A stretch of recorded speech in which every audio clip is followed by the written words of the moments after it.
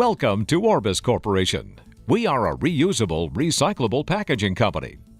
Our goal is to attract and retain the best people. To do this, we provide a continuous learning environment in which employees are exposed to video and hands-on training techniques.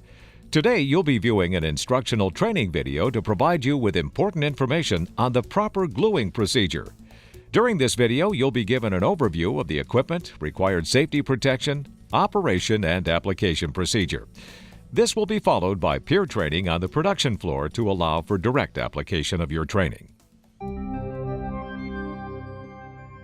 This is the hot melt glue gun. We use it to bond parts such as foam rails and layer pads to plastic corrugated sheets during the assembly process. You'll need to be familiar with this equipment for proper operation. Its components are the control panel, glue reservoir, hoses, glue guns, airline, glue pellets, nozzles, and triggers. When performing the task of gluing, you will need the following personal protective equipment, which will be referred to as PPE: cotton gloves and Kevlar sleeves. Take notice of the proper way to wear the PPE. There must be cotton gloves on both hands with the sleeves covering the entire forearm.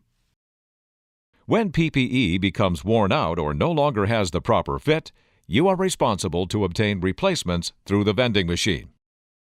It is important to conduct a 5S and safety inspection of your work area before starting to make sure there are no trip and/or slip hazards present from hoses, lines, and debris on the floor.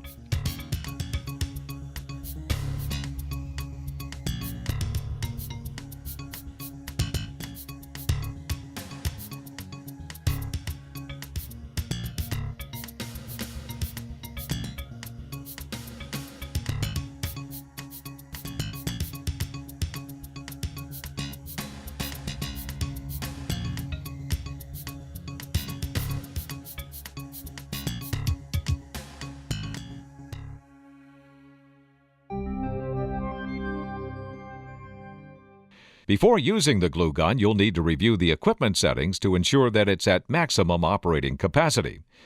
The pressure setting should read between 30 and 40 psi, with a temperature of 325 to 345 degrees. Notify maintenance if any adjustments are needed. Once the glue gun is at the proper temperature, press the Pump On button. Check the control panel to make sure the glue heater and the hose heater are set to on. Be sure to verify the level of the glue reservoir. If it is not to the appropriate level, glue pellets must be added. Glue pellets and a metal scoop can be found in the green glue bin located in the cell. Raise the glue reservoir lid to add pellets using the metal scoop. Remember to verify glue pellet type to the equipment being used. You will also need to perform a check of the glue flow. To do this, you will hold the glue gun over the reservoir and squeeze the trigger to test that it is flowing properly. If there are issues with the glue flow, wait a few minutes and then try again. If correct flow is not achieved, notify maintenance before doing anything further. Prior to applying glue to parts, you will review the first piece assembly and work order, including the prints and operational method sheet, otherwise known as the OMS. Verify that the parts or parts that you're gluing are correct to the print.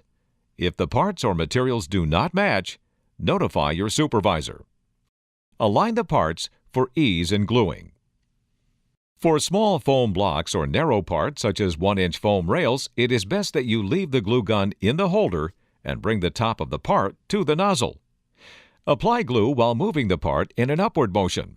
Parts with larger surface areas like 2-inch or wider foam rails and square pads are to be placed on the workbench for glue application. Support the hose of the gun with your free hand. Set the gun nozzle above the area to be glued first. The ideal method for appropriate glue coverage is to use a zigzag pattern while applying glue. Squeeze the trigger to dispense glue onto the part. When finished applying glue, return the gun to the holder. Make sure the trigger is not pressed while in the holder to avoid glue leakage. During the die cutting process, the foam is compressed. Depending on the type of foam and its thickness, the cut surface may become irregular. This condition is known as hourglassing. When this occurs, the glue must be placed on the outside edges of the foam where it will have the most contact with its mating part. After glue has been applied to the part, you'll need to position and place it within the glue open time of 30 seconds or glue hardens. Proper placement of the part is outlined in your OMS. Be sure to refer to locator marks, poke yokes, edge, and cavity alignments for proper placement. Fixtures may be provided for assemblies with critical dimensions and tolerances. Once the part has been placed, press for 5 seconds to allow for bonding. Next, you will need to perform a visual check of the part for quality. Examine the part to make sure that no excess glue has squeezed out as you were pressing the assembly together. If this has occurred, you will need to remove the extra glue. This can be avoided by being sure that there's not too much glue placed near the edges of the part. You will also verify there are no glue strings. These can be rubbed off if they are present. To eliminate the occurrence of glue strings, do not bring the glue gun across a cavity or allow the glue gun to go over the side of a part when returning the gun to the holder.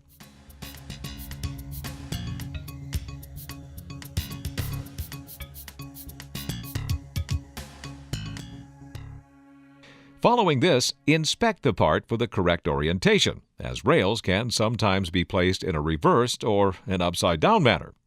Lastly, ensure that the part was properly bonded by gently testing the part's ability to move. If you find that it's not properly secured, apply a small amount of glue, then press and hold for 5 seconds.